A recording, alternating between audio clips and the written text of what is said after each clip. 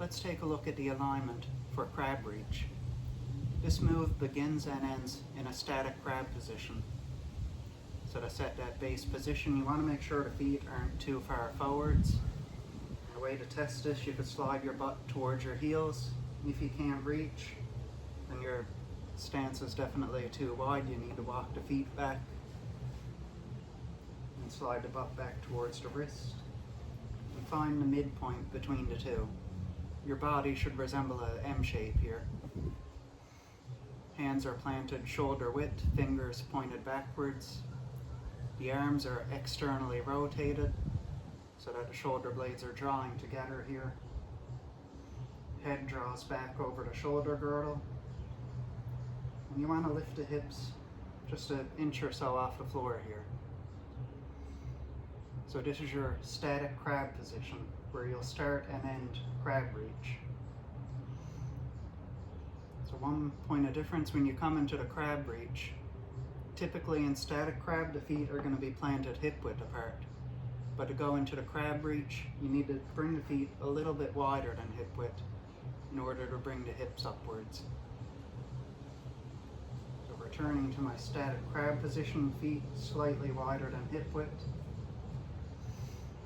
If I want to do a right arm crab reach, I'm going to lift the right hand and bring it into the midline. Elbow is bent, arm locked in. Thumb is about 6 inches away from the nose. We're gazing through the hand here. To begin, we'll come up into a 3-point bridge position, lifting the hips up towards the sky. I'm gazing through the hand up towards the sky here.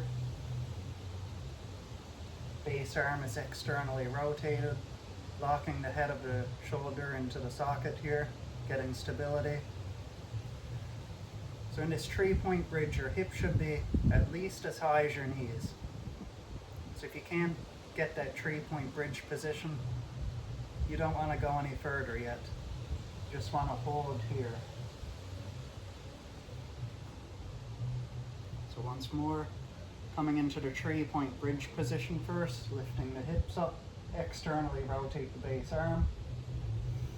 To come into the reach, right hand is going to reach overhead. So when I get to about here, about 45 degrees, that's when I'm going to turn the head to look down towards the floor. So I'm framing my head with the top arm, fingers pointed down to the floor, base arm externally rotated.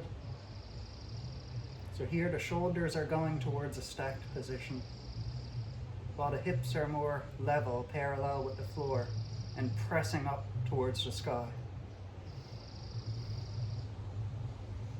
To exit your crab reach, you're going to bring the hand back overhead, returning to the 3-point bridge position, looking up to the top hand, bringing the hips back down, and softly planting the right hand. And same thing on the other side. If I want to do a left arm crab reach, I'll lift the left hand, press the hips up, 3-point bridge, and reaching left hand overhead.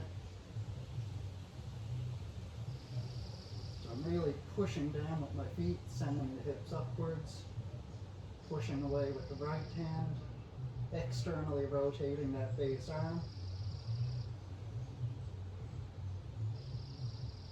And then return to crab, bringing the left hand back over her head, looking upwards,